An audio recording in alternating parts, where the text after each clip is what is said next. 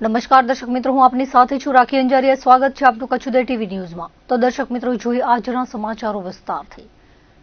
કચ્છના આર્થિક પાટનગર ગણાતા ગાંધીધામમાં ગત રાત્રે નબીરાઓએ કાયદાના લીરે લીરા ઉડાવી બે નિર્દોષ યુવાનોનો ભોગ લીધો હોવાની હૃદયદ્રાવક ઘટના સામે આવી હતી। શહેરના ટાગોર રોડ પર રોટરી સર્કલ પાસે રાત્રે પૂરપાટ ઝડપે આવી રહેલી એક મારુતિ કારના ચાલકે સ્ટીયરિંગ પરથી કાબુ ગુમાવતા અકસ્માત સર્જ્યો હતો। રસ્તા પર જઈ રહેલા એક એક્ટિવા અને મોટરસાયકલને ટક્કર મારી હતી। આ અકસ્માત એટલો ભીષણ હતો કે કાર ડિવાઈડર પર ચડી ગઈ હતી અને વાહનોના કુરચા બોલી ગયા હતા। આ દુર્ઘટનામાં એક્ટિવા સવાર ભાવિક મહેશ્વરી અને કલ્પેશ મહેશ્વરી નામના બે આશાસ્પદ યુવાનોના ઘટના સ્થળે જ કમકમાટી ભર્યા મોત નીપજ્યા હતા। કરુણતા એ વાતની છે કે મૃતક ભાવિક મહેશ્વરીનો શુક્રવારે જન્મદિવસ હતો।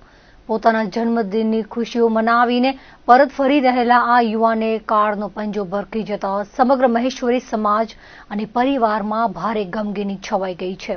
જન્મદિવસના ગણતરીના કલાકોમાં જ આશાસ્પદ પુત્રની અર્થી ઉઠતા પરિવારજનો પર આબ ફાટી પડ્યું છે।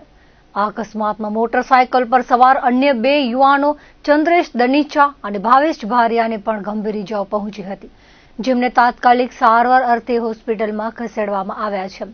અકસ્માત સર્જાયા બાદ કારમાં સવાર નબીરાઓએ ઘટના સ્થળેથી ભાગવાનો પ્રયાસ કર્યો હતો, પરંતુ આસપાસ એકઠા થયેલા લોકોએ એક નબીરાને ઝડપી પાડી મેથી પાક ચખાડ્યો હતો। જોકે અન્ય 3 શખ્સો અંધારાનો લાભ લઈ નાસી જવામાં સફળ રહ્યા હતા।